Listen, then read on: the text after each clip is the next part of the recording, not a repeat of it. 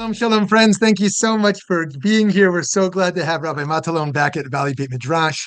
We are so glad to partner with Rabbi Chetavsky, BMHBJ again, and are looking forward to a very dynamic program here together with you. I just want to call your attention to one program we have coming next week, which is with Rabbi Adina Allen, The Place of All Possibility, Cultivating Creativity Through Ancient Jewish Wisdom. We hope you'll join us next Thursday for that. And today's sacred soundtrack, the poetry and music of Piyut from Jewish communities around the world. And I will hand it over to my colleague, Rabbi Yaakov Chetavsky from BMHBJ in the great city of Denver. Excellent. Thank you very much, everyone. A pleasure to have everyone here. We're in for a real treat today. Rabbi Rolando, known as Roly Matalon, is the senior rabbi in Rosh Kehillah of Congregation B'nai Jeshurun, affectionately known as BJ, in New York City. He hails from Buenos Aires, Argentina, was educated there in Montreal, spent time in Jerusalem, graduated eventually from JTS and came to BJ and immediately started revitalizing that congregation and turning his attention specifically to prayer and music and learning and social justice and interfaith cooperation. And he's a visionary leader, and he's had a profound impact on every community around the United States. I don't think there's a community that goes to New York that doesn't at least spend a few minutes, an hour, whatever, at one of the services to worship at B'nai Jeshurun. He's also, what brings him here today, is the founding director of the Global Piyut Music Project. It's a partnership with the Invitation to Piyut in Israel, dedicated to the dissemination of liturgical music from Jewish communities around the world. And he himself is a student of Arabic and Turkish music. He also plays the oud, and as someone who's heard him do that, I can say he does that quite well. We're in for a real treat and entertaining and learning, so please give your attention to our good friend, Rabbi Matalon. Thank you so much, Rabbi Chaitovsky and Rabbi Yankovitz and Alex for your help. And last time I was with Rabbi Yankovitz in Phoenix many years ago, and it was really wonderful to be there with you. And now we can do it on Zoom, so nobody has to move from where they are. So I'm very pleased to be here, and I want to tell you about this work that I've been doing for many years. It's actually my passion, which combines prayer and music. And I'll tell you about this project, and I'll tell you a bit about the history of this thing we call Piyut. Just a biographical note, I was born in Argentina. My grandparents came from Syria, so they spoke Arabic and they listened to Arabic music, and they were very deeply immersed in the Arabic culture.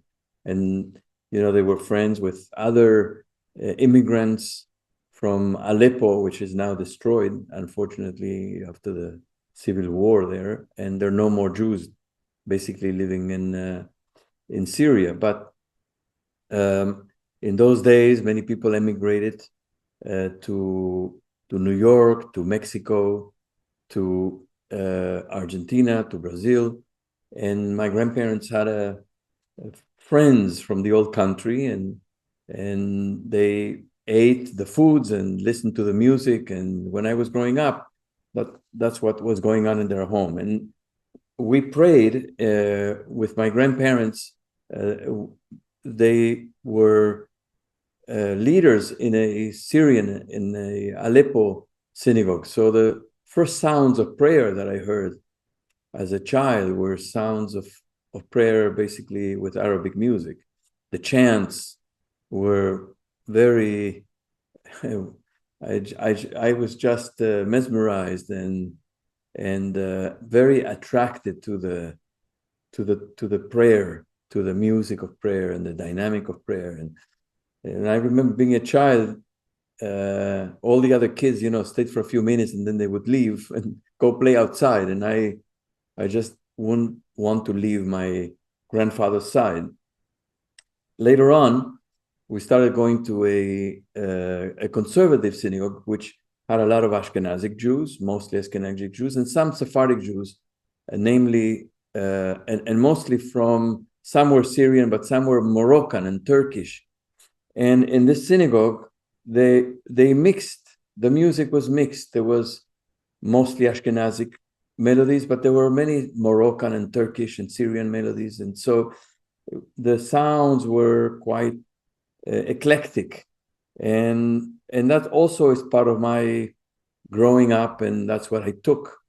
My cultural sort of, my cultural landscape, or that's what I grew up with. And fast forward, I came to New York City. I went to study at the Jewish Theological Seminary, and I came to the synagogue, which is now this year celebrating 200 years.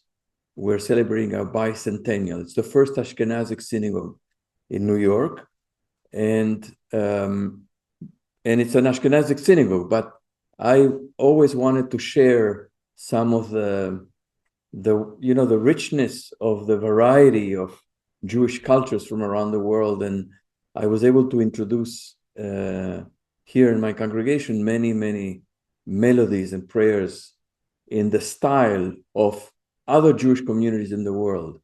So that's my passion. And I will tell you a little bit about basically the story. If you want to ask a question, make a comment, please raise the little yellow hand, and I will stop and invite you to speak. So the word Piyut, some of you are familiar with it. Piyut means a liturgical poem, and you're familiar, all of you, I believe, with many liturgical poems, which are part of the prayer book and part of the service of the synagogue. For example, Lecha Dodi, for example, Adon Olam, Yigdal, all these things, Shalom Aleichem, which we sing at the table on Shabbat. Those are all Piyutim. They're liturgical poems. The word Piyut actually comes from the Greek, and it means, it's the same as the word poet. Piyut is the same as the word poet. It means somebody who creates with language something beautiful. So, as you know, those of you who have some knowledge of the Bible, there are a number of songs in the Bible, and they're very beautiful. We know the words, we don't know the music. We got the words transmitted by tradition since biblical times. So we have, just a couple of weeks ago, we read the song at the sea, Parashat Beshalach, the song that Moses sang and Miriam sang and the Israelites sang at the crossing of the Sea of Reeds, after being liberated from Egypt. That song appears in the Torah. At the end of the Torah, there is the song of Ha'azinu, in the end of the book of Deuteronomy, another song which is written in poetical form, but we don't know the music because we only got the text. We don't know how they sang it originally. We have as well in the Bible other songs, the song of Deborah, for example, in the book of Judges. And then we have a multiplicity of psalms that we know because sometimes the title tells us so, that they were set to music. They were dedicated to the conductor. And you read in the book of Psalms about the employment of several instruments, that the lyre and the flute and the drum and so on appear in the book of Psalms. So we know that many of them were performed, were sung. We know the Levites in the service of the temple used to recite liturgical songs, probably psalms as well. So we have the text, we don't have the music. Now, the tradition of composing poems to celebrate or to express prayerful emotions, or sometimes sorrow. You have the Book of Lamentations that expresses very, very deep sorrow. that tradition is very natural. It's not just a Jewish thing. People write poetry and sing it to express all sorts of things. And poetry and music in religious contexts is not exclusive to Judaism. But we have a very, very deep and solid tradition of this type of liturgical compositions.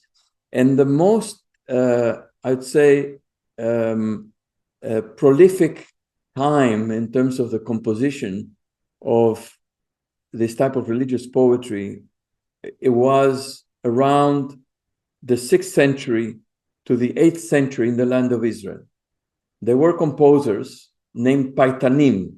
Paitan is the composer of a Piyut, or the composer of a liturgical poem is called a Paitan.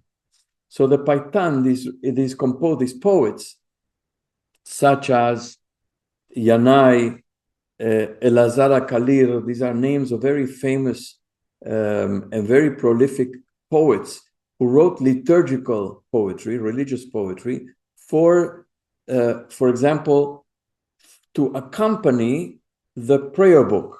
The prayer book is, of course, has a lot of prose and a lot of prayers and blessings in prose, but from time to time you encounter poetry in the prayer book. So many of these composers are responsible for some of these poems that we find in the middle of the prayer book. For example, those who are familiar with the Shabbat morning service will know the poem El Adon al Kol HaMaasim. This is one of the most ancient liturgical poems that are known, and it dates from the 3rd or 4th century. And so that was included among the prayer service, in the prayer service of Shabbat. Now, as the prayer service became more and more fixed, as the prayers became, in the beginning, it was more free-flowing. There was a lot more improvising, a lot more spontaneity on the part of the chazan or the cantor or the rabbi or the worshippers.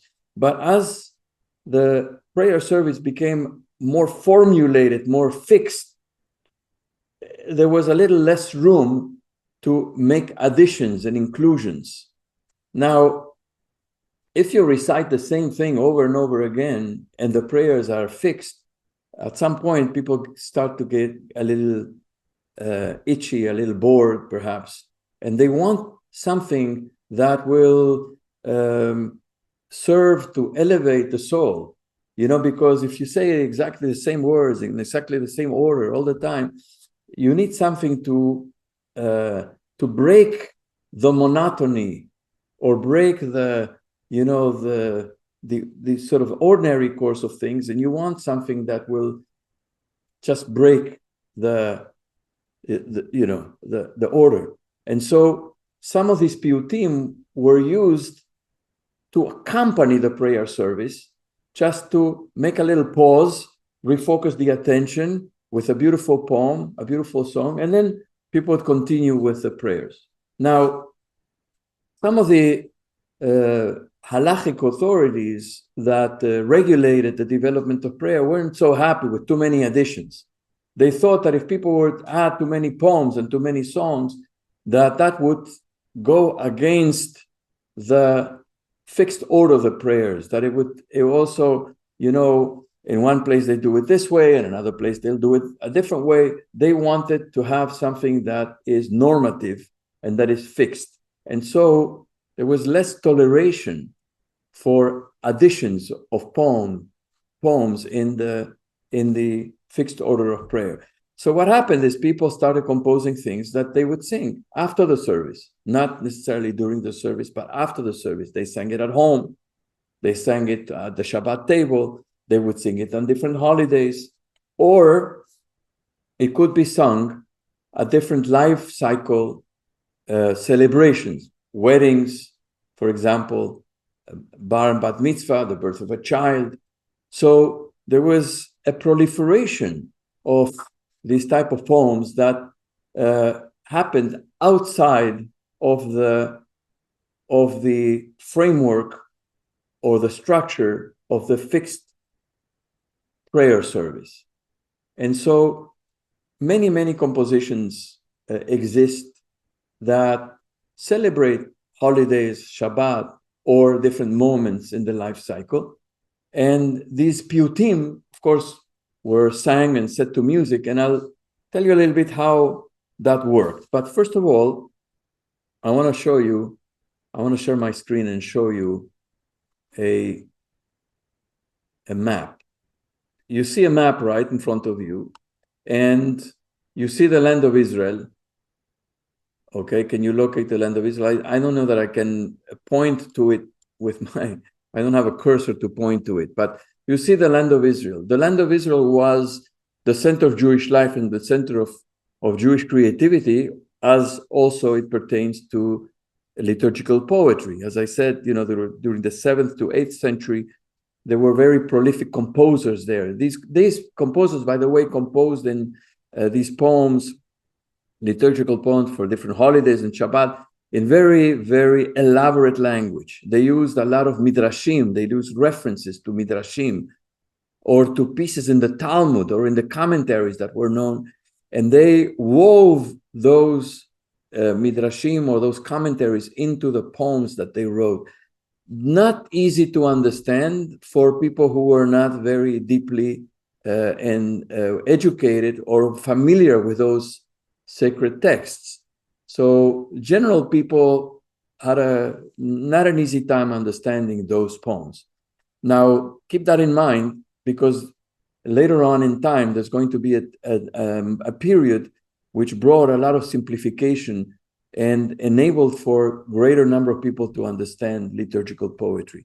From Israel, as you know, from the time of the destruction of the first temple and on, people started moving outside of the land of Israel into the diaspora. Of course, one of the first diasporas was in what is now Iraq and part of Iran, which is the ancient community of Babylonia. Another community was in the north of Africa, where is now the north of Egypt. Another community was in Rome, of course, under Roman occupation. Rome was the center of the Roman Empire, and many Jews moved to live in Rome.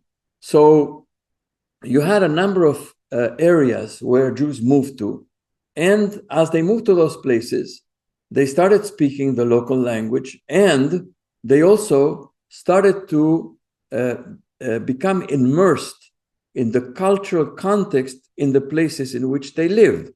So Jews in Egypt would listen to music that was local music in Egypt, and the same with Jews of Iraq and Iran, and the same with Jews in Italy. So what happened is that liturgical music started in many ways diversifying in terms of how it sounded. Now, at the same time, there were also local composers, local poets who started writing in the lands in which they lived, and sometimes influenced by the poetry and the poetics of their local place. So, for example, the scholars, Torah scholars and poets who lived in Iraq, and sometimes the poets were themselves Torah scholars. In many cases, or in most cases, they were very, very deeply educated in Torah learning and in Talmudic learning and Jewish law. They were experts in those fields. They were masters of language at the same time, and they were able to compose beautiful poetry. In Iraq, for example, some of the great scholars like Rabbi Saadia Gaon or Chai Gaon, who lived around the 9th, 10th, 11th century, all these centuries, some of the great poetry comes from those scholars in Iraq. There were also, by the way, the Jews that were living in Italy. There were more Jews that arrived in Italy and fed into the local community that existed from Roman times in the 9th and 10th century. A lot of Jews settled in Italy. And from there, later on, they moved so they moved from Israel to Italy, and from Italy they moved to Germany and to France, to Ashkenaz.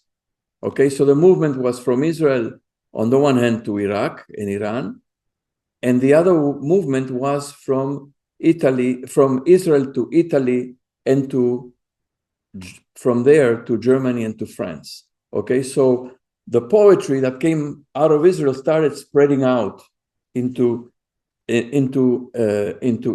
Europe through Italy. Now, a very interesting development happened, which is that at some point, you see, the Jews started moving west. Okay, they started moving west. They started moving through North Africa, and they got to Spain. And when they got to Spain, around the 11th century in Spain, began a magnificent period of creativity, of philosophical creativity, halachic creativity, as well as poetical creativity. There were many great poets who lived in Spain between the 11th century and the time of the expulsion in the 15th century. But particularly in the 11th, 12th, and 13th century, there were exquisite poets in Spain. Now, what they did is that they left behind the poetical tradition of the poets of the land of Israel of the 6th to 8th century, which was very, as I said to you, very intricate, very elaborate, very drawing a lot from the Talmud and from the Midrash. They simplified the language. They went back to biblical language, which was easier to understand. So their poems are exquisite. They wrote not only about religious themes, they also wrote a lot about what we call secular themes. They wrote about nature, they wrote about love and women, and they wrote about food and drink, and they also wrote on a religious prayer, poems dedicated to God, the search for God, some of their religious experience with faith, and so on. And so these poets, who were themselves religious people, they didn't only write religious poetry. And the beauty is that you can sense in their religious poetry, you can sense that they knew about life. They weren't, just enclosed in with their noses in their books. They were people who experienced life, and they were able to transmit some of that love for life and awe at nature and human beings and relationships and so on. They were able to turn that into their religious poetry as well. So, as you know, many of you know, at the end of the 15th century, the Jews from Spain were expelled. They either had to convert to Christianity or they had to leave. And so many Jews left, and they went in a number of different directions. Some went to Holland, to Amsterdam, via Portugal. Some went to Morocco, right next to Spain. And some started moving east. They went to the Balkans. That was part of the Ottoman Empire that welcomed the Jews. The Ottoman ruler, the Sultan, who sat in Turkey, in Istanbul, in Constantinople, welcomed the Jews into the empire. And so many Jews ended up in the Balkans, in Turkey, in Syria, and from there, they moved further east all the way. Some were already in Iraq from earlier times and in Iran, and some reached Afghanistan and India. So, as you can see in the map here, all of these lands that you see colored are lands where Jews settled, many of them after the expulsion from Spain. And when they left from Spain into Morocco or into the Balkans, or further into the Middle East, they brought with them that poetry, which had already been incorporated into their customs at the Shabbat table and during the holidays, whether it be the high holidays or Passover or Shavuot and so on. So when they brought that poetry to these other lands, with time, eventually, these poems began to be sung with local music, whether it's the Balkans or Turkey or Syria. So they took the words of the poems, but the poems now began to be sung depending where the Jewish community was in the local melodies. So in Morocco, they sing Moroccan melodies. In Turkey, they sing Turkish melodies to the same words, to the same poems. You see, they have two different melodies depending on where, or 3 or 4 or 10 different melodies, depends on where the Jews have settled. Further development in the history of Piyut happens after the expulsion from Spain. A lot of mystical Jews ended up in the town of Safed, of Tzfat. Safed in the north, in the Galilee, in the north of Israel, was a place of very, very important mystical activity. There were a lot of mystics who lived there and who created some of the most important Kabbalistic texts that we have until this day. But not only that, they also composed liturgical poems with a lot of Kabbalistic themes. So one of the most prolific of these poets, he lived in the middle of the 16th century to the beginning of the 17th century. His name was Israel Najara. He wrote 1,005 poems. 1,005 poems are known to have been written by him, many of which are sung to this day. And are sung to this day at the Shabbat table, or as I said, in different holidays, and so on and so forth. One very famous poem that he wrote is a poem called Ya Ribon Olam. Many of you know perhaps this poem. It has many different melodies. The Jews of Syria sing it with Arabic music. The Jews of Ukraine sing it with Eastern European melodies. So these poems became very, very well known and very famous. And again, depends where they where these Jewish communities, the music was according to the particular Jewish community, whether it was in the East and the West, in the North, and so on. And another very important development in the history of Piyut is fast forward to the 20th century with the establishment of the State of Israel.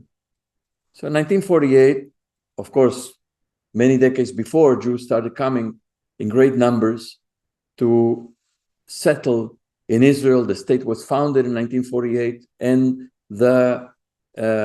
what is known as kibbutz galuyot, the convergence of people from different parts of the world to come to live and to settle in Israel happened in great numbers. People came. So people brought their own traditions. They came to Israel from Iraq, from India, from Ethiopia, from Morocco, from Europe, from different countries in Europe. They came and they settled in Israel. They found themselves bringing each their own traditions, their own melodies, their own poetry. And all of a sudden, the land of Israel, or the state of Israel, became the biggest repository of these traditions of hundreds of years or thousands of years that people brought with them from these global communities of faraway lands, all converged in Israel. And they started eventually listening to each other's music. And they started a great cultural movement happened in the 90s, 1990s, in the 2000s, up to this moment when there is great pride in sharing some of this traditional music that the grandparents or great-grandparents brought to Israel. So young people today whose great-grandparents maybe from Morocco, are now embracing with a sense of great pride the music of their grandparents. And it's now being performed in all sorts of cultural events. It's taught in schools. So little kids are being taught the music of their great-great-grandparents, whether they are from Morocco, or from Syria, or from Iraq, or from the Balkans, or from Ukraine, or from Russia, or from Poland. So there is an incredible wealth of liturgical music, of the sharing of these cultures, and it's being performed also in big concerts. So music in Israel today is not only pop music and rock music, for young people. Young people today in Israel are also listening to this old music of wherever their family came from, with a great sense of pride. And many are learning to play instruments that are considered to be exotic instruments, but they are ethnic instruments, musical instruments from all these places where Jews have been.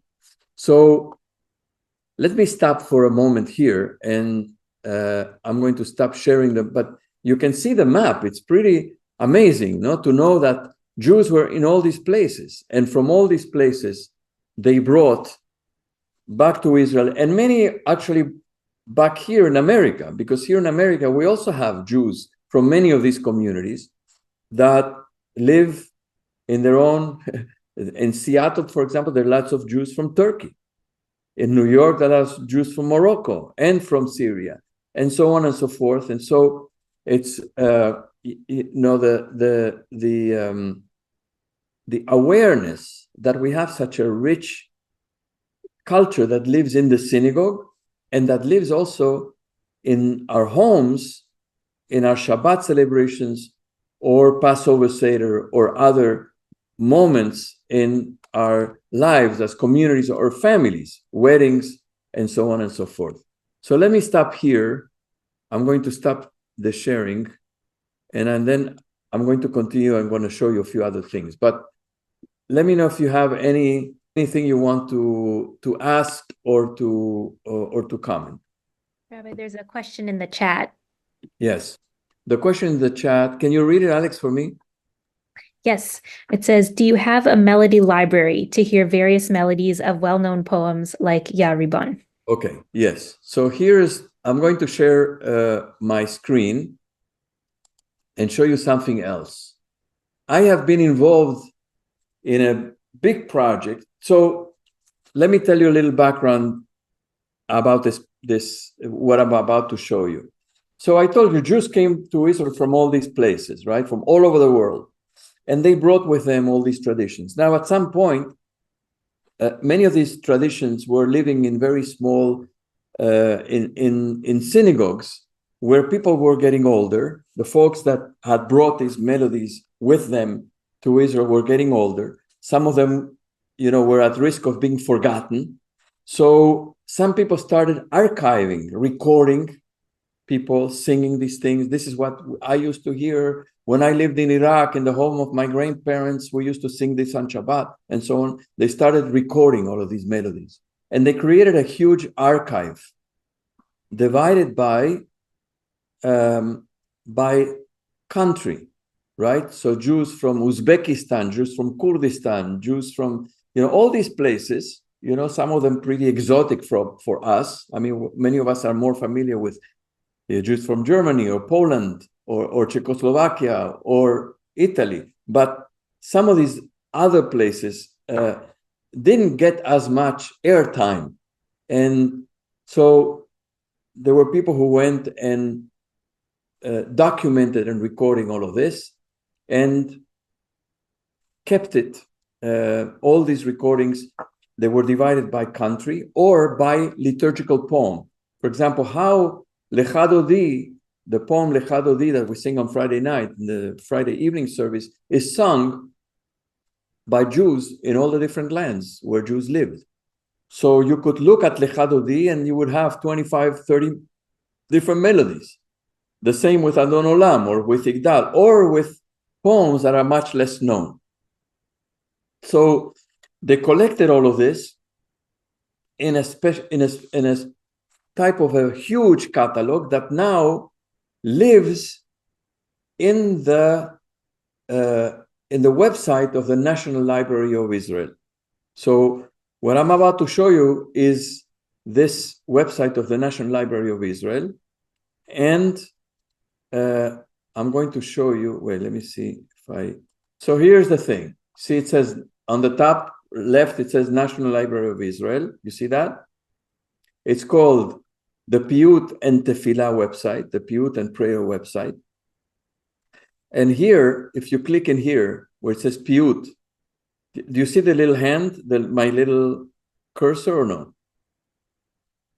Okay, so it says Piyut. You click in here and you will have all the liturgical poems in alphabetical order. You can search for them.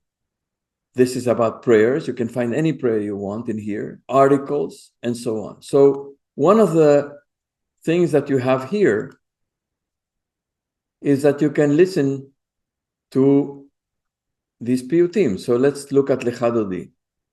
I click here, and what appears is Lecha Dodi. They've chosen 1, 2, 3, 4, 5 different versions. There are many, many more. But here in the English part of this website, the website is in Hebrew, but there's an English part of this website, and you can hear. Let's see if I can play this for you, if you will hear it. Can you hear?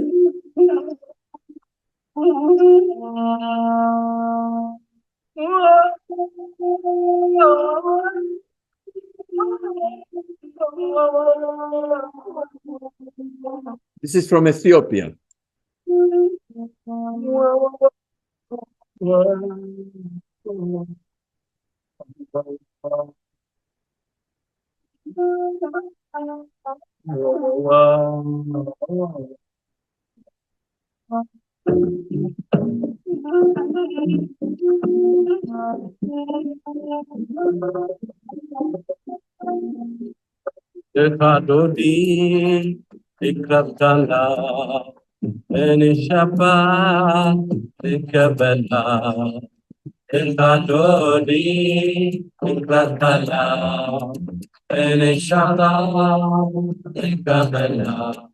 So you got the idea, right? This is Ethiopia. Now, very different melody you will hear from the Bratslav Hasidim. So this is a completely different thing.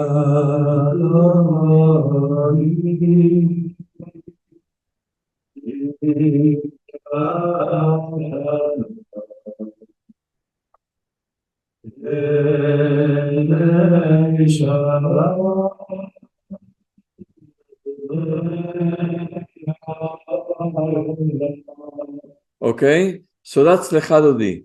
So if we go back, you have all sorts of poems here. Adon Olam.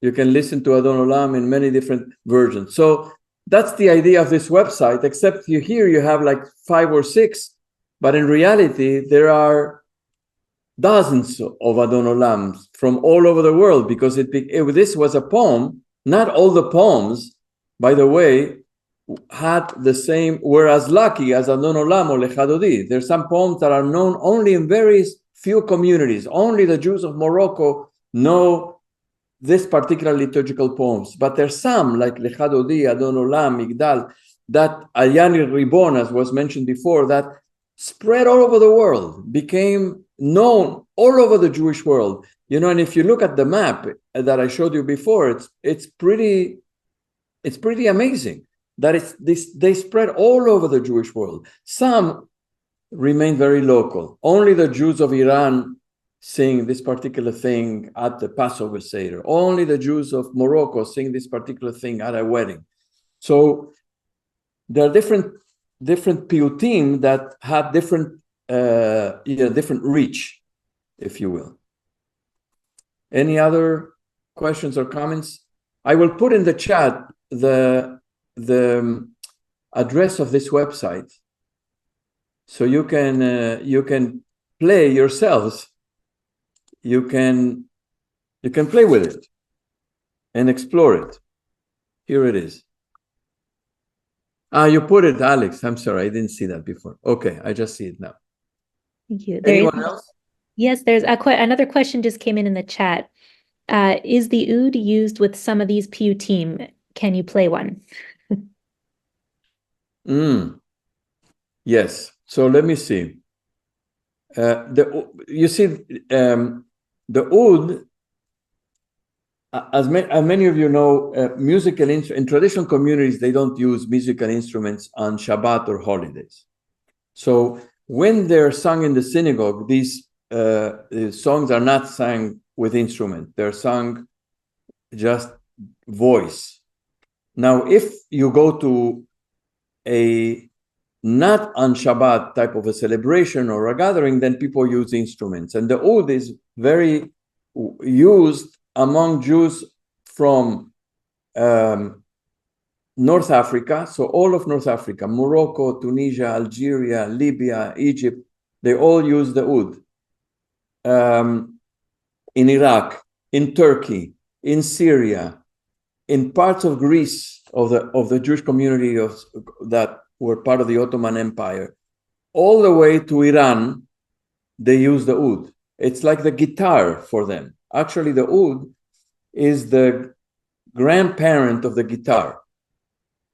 The guitar actually is when there was a person who went in the 10th or 11th century from Baghdad in Iraq, which was a great cultural center, where the oud was very, very much used. They went all the way to Spain with the oud, and they started playing there. And the oud became a lute, and the lute became a guitar. That's how the guitar was born, by the way. So is there something with oud? I think there is here. Let me see. Let me share my screen. There are many videos here, and I have to find. Let's see if this one. See this? This is a 400-ounce bar of solid gold. Back in the 20s, this could buy you a decent.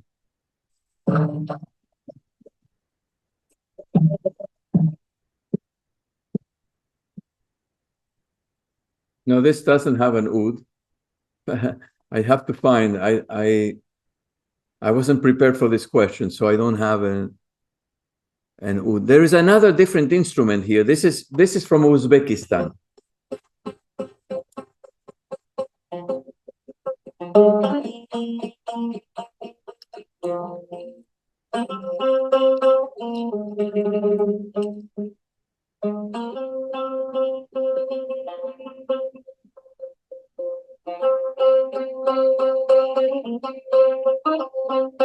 Let me skip the intro.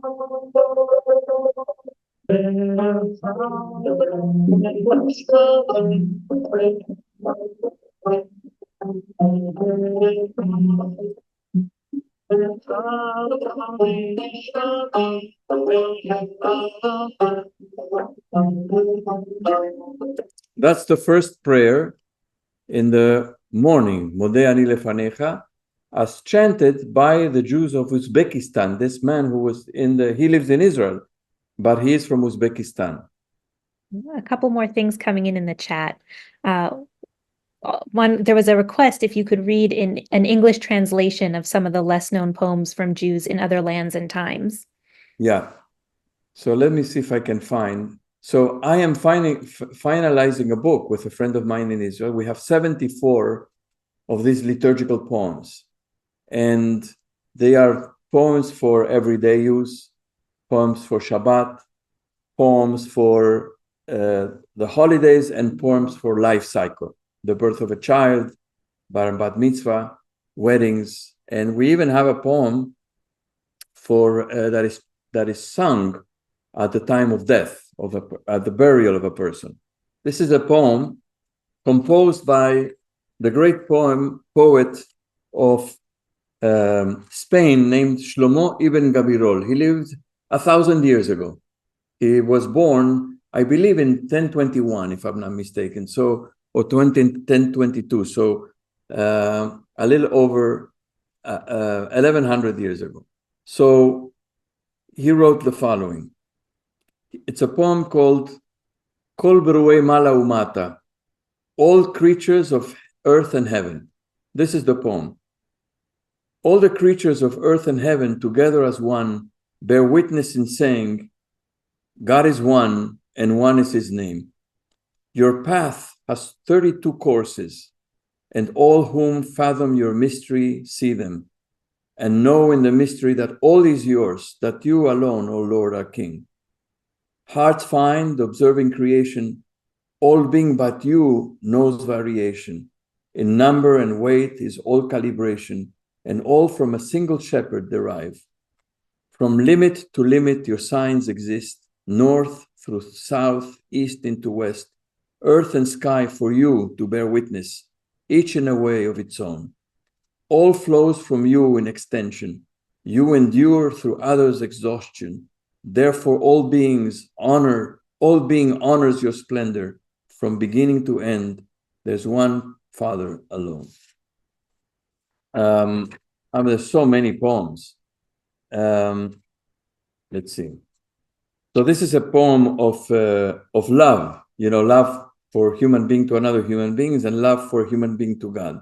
It's called Et Dodim Kalai, was written in the 10th century.